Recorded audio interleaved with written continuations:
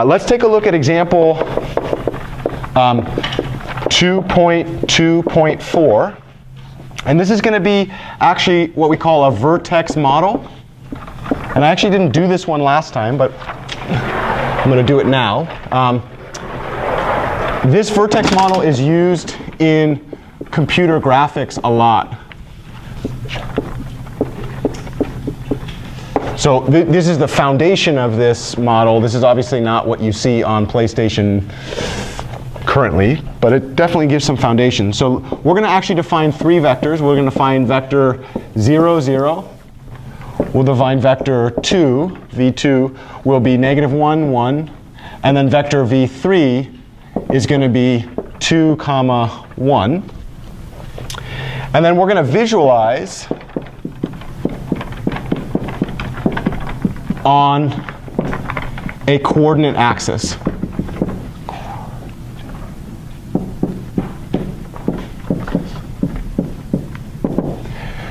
I didn't say this in this class. I really don't like the definition of a vector as something that has magnitude and direction that is guaranteed every time. I like the definition of magnitude and direction for physical interpretations. If I'm going to use vectors to describe motion, it's really useful to be able to say the motion is in that direction and it's at this, the displacement has this magnitude. But there are many instances in which the concept of magnitude and direction gets in the way of encoding data. And in particular, the word advector, we talked about this a little bit last time, means carrier. I like to think about vectors in general as just carrying information. In our case, what we're going to focus on in introductory linear algebra is carrying scalar valued information, so real valued information. I don't want to impose geometry on vectors unless I absolutely need it. So formally speaking, I want to move away from the conceptualization of vectors as requiring both a magnitude and direction.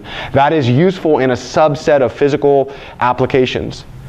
Instead, I want to think about vectors as just sets of scalars that are either organized in columns, or in this case in rows, or in columns, yeah. So if a row vector, the scalars are organized into columns, right? A column vector, the scalars are organized into rows, because we drop them into rows, right? Okay, so in this case, I'm going to allow myself to impose geometry on those vectors, but I'm not going to actually impose geometry from the standpoint of the way that we thought about it in 1C, or the way that your physics teachers like to say that we must do it, which is to say that the tail is always at the origin, right? And this is the same paradigm that we talked about when we did the example of scalar vector multiplication. All right, let's go ahead and draw the coordinate axis. Could you guess what we call this axis right here? Yeah, I'm going to go ahead and call this the first coordinate axis. Could you guess why I do that? Yeah, because x1, x2, xn, right? It's not x, y, z. It's just x1, x2, all the way up to xn. Could you guess what we call this one? Second coordinate axis. All right.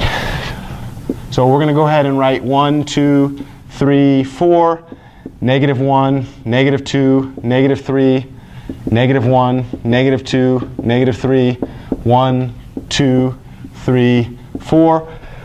I'd like to visualize each of these things as a single vertice, as a single point that has no interconnection except for the existence itself. So where is V1? Okay, so V1 is right there. Where is V2? Okay. Where is V3?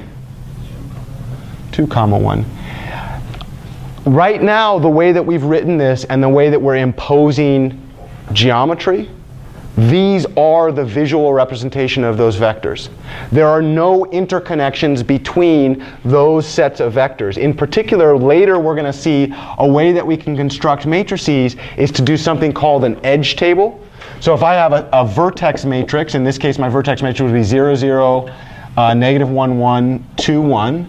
That's going to be a 2 by 3, where the individual columns are the vectors that we've done, I can make an edge table.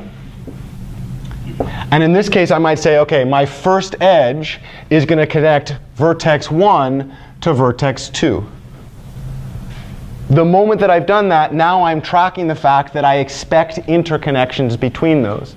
Formally speaking, though, in the model that I'm talking about, I have assumed no such geometry, and thus I will not impose any condition or constraint on whether or not those things are connected. Yeah, April? Write that edge table again. I promise you we will get there in lesson 7. Yeah, the reason that I want to do this now is you've probably been trained by both physics and math instructors to assume that vectors must have a tail and a head, and there's always a connection between those things. I disagree with that in the context of linear algebra. That is a model that is useful in some context, and we will impose that type of modeling into the situations that we need it. But a priori, before we actually get to a situation where we need that, the only geometry that I'm going to assume is the geometry that I've explicitly built for myself. Yeah? So why would we just use these? Why would we just use points with these instead of using vectors? Yeah, so this is where I gotta say, like, this is where I want you, this is a reinterpretation of what a vector is. Formally speaking, in this class, what am I begging you to believe a vector is? A set of scalars organized in either columns or rows. That's it. So from that standpoint, these are vectors. From the standpoint of a physicist, they would say, no, no, no, every vector has magnitude and direction, because when they're using vectors in their modeling context, they're using it to describe motion that exists in space, so they're imposing a frame of reference on that space, and then they're saying, let the vector have some physical interpretation in time and space. And that is certainly valid. But I don't want that to be a prerequisite for the use of vectors. In particular, many of you are thinking about big data. You've heard this AI, machine learning, things like this, right? How do you visualize the magnitude and direction of a camera that's posted on the front of a car? You don't. I mean, you can think about that geometrically, but the only reason that you would ever do that is to bring out some aspect of the problem that you wouldn't be able to see beforehand. But my claim is we should not impose geometry unless we have a specific reason to do that. Physicists have a specific reason to do that before they've ever started modeling with vectors. Linear algebraists don't. Vectors are collections of data that we will organized in a very special way, and then we will analyze that data based on the context of the problem. And from that standpoint, I don't want to impose that geometry unless absolutely necessary. So in this case, are those vectors from that standpoint? Why? Why are those vectors? They hold data. They just hold data. What type of data do they hold? Scalars. Now I'm saying I would like to impose a little bit geometry on that. What's the geometry that I impose? Yeah, I pose a coordinate axis, and then I say that each vector we're going to visualize as a single dot, a vertex, as you would. If I now want edges, that's an extra formulation that I need to bring into the problem, and I should probably have a very, very specific reason why I do that. And we'll see that more in lesson 7. That's a beautiful question. It sounds like you went through physics 4D. Yeah. All right, so let's look at this one. Let's consider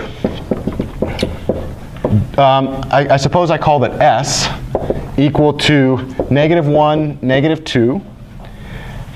And let's let x sub I equal to v sub I plus s. Okay, let's figure out what that means. What does that mean about x sub 1? It's v sub 1 plus s, which is 0, 0 plus -1 comma -2, which in this case would be -1, -2. All right. What's the next one? What is x sub 2? X sub 2 would be v sub 2, yeah, v2 plus s, which of course would be plus 2. Okay, and what's that? Is it -2 or 2? Sorry. -2, -1, and then what's the last x? x3. it's v sub 3 plus s, which would be, in this case, 2 comma 1 plus negative 2, negative 1, which would be